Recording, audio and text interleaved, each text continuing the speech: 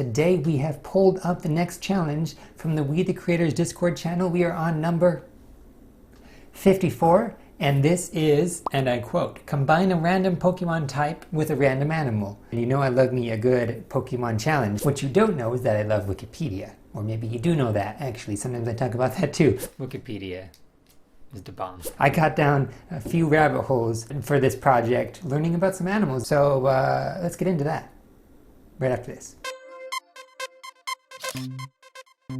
So there are two websites that was shared for this challenge to help us get something random. This first one is randomlist.com, and you just basically click this button and get a random animal. So I clicked this, and you know what came up? Coati, right here, this little animal. Look at this, look at this. He's kind of cute, actually. He's like a raccoon-tailed, pig-faced cutie. He's kind of got a long snout. I don't know if all of these are just baby raccoons. I mean, baby Coatis, but look at that. That is the cutest thing. Anyway, I did some research on it.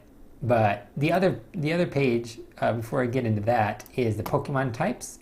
Spinthewheel.app. And this is a certain one for Pokemon types. You just click that button and see what you get. The first time I spun this, I actually got water. So water Coati is what we're doing. And yeah, pretty interesting. So, let's do this. So, according to Wikipedia, the Cotus is the Coati, is it singular? Probably, yeah, Coati. Okay. So the Coati, it looks like a raccoon, as I mentioned, and it is because it is related to the raccoon. So there's that. I didn't know it existed, but if you live in certain areas, you probably did, because it is native to, it looks like South America, Central America, Mexico, and southwestern United States. But yeah, they're not up here, just their cousins, the raccoons. Anyway, they are on average about 2 feet long, including their long tail that sometimes they'll like stick up. This is what I read. They hold their tails up a lot so that when they're in tall grass, they can know where all their friends are. It's like their homing beacon, you know? They're like, oh, we're still here. You can see my tail. Anyway, I thought that was interesting. So they're about the size of a large house cat, essentially, or a raccoon, you might say. I don't know why Wikipedia said large house cat, maybe because people don't always know what raccoons are like. Question, are the raccoons where you live? I guess I could look that up. Where do raccoons hail from? All right, I'm doing that now. No, I'm not. I digress. You tell me. No, I'm looking it up. Raccoons. Raccoons.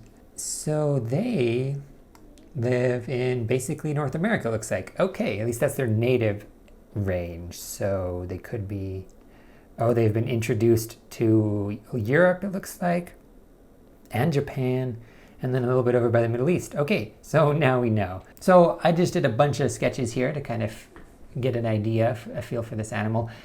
On some of those previous sketches, I had done fins on his tail. So I wanted them to actually have, kind of jut out, but now I just ended up going with the stripes. I'm going to overthink this, but I was like, well, I want to give it aquatic-like features, even though the Coati is not an aquatic animal, because, it's the water Pokemon I'm going to be drawing here. And I couldn't really think of, I kind of went with there's a water Pokemon, Vaporeon, I guess it is, that has this same frill on the head. And it reminds me of the frilled lizard, which is from Australia. You would know that if you watch Rescuers Down Under. At least that's what I discovered today, that I knew that because of that. No, I did look it up, but that was my experience with frilled lizards, Rescuers Down Under. Good show. Anyway, having the frills on his tail didn't make a lot of sense. I couldn't think of any animal that actually has that. Like the seahorse, they have like ridges in regular intervals, but they, I think, are either just for design or maybe protection, but not to help them swim. So they're not fins at all. They're just kind of skeletal structures. Anyway, so that didn't really exist. So I took them off because it wouldn't really have any use except for looks, which I guess is what the same thing as this head frill is.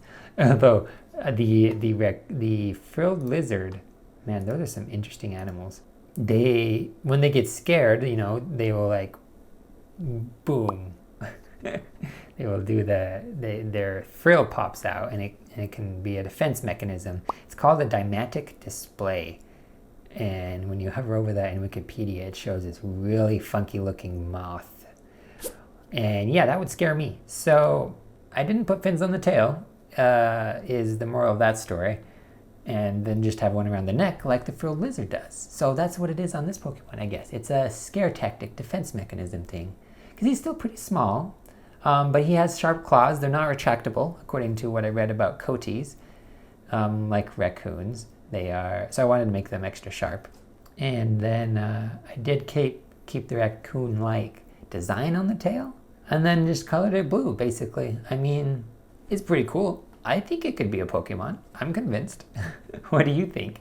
And then shading. This is like one of my favorite parts. It really helps this drawing pop out.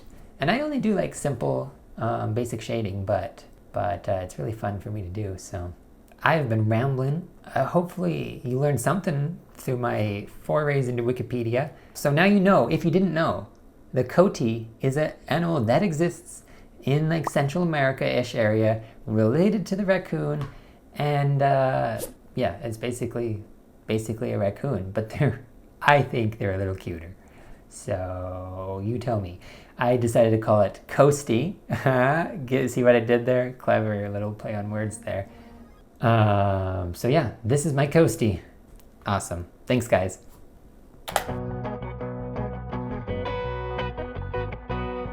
Thank you for joining me today. If you did enjoy this video, please give it a thumbs up and subscribe if you haven't already so you don't miss my next videos. Any engagement that you can do in these videos really helps me out and encourages me to keep doing art and things that I enjoy. I hope that you too keep doing things that you enjoy, and as always, remember to smile.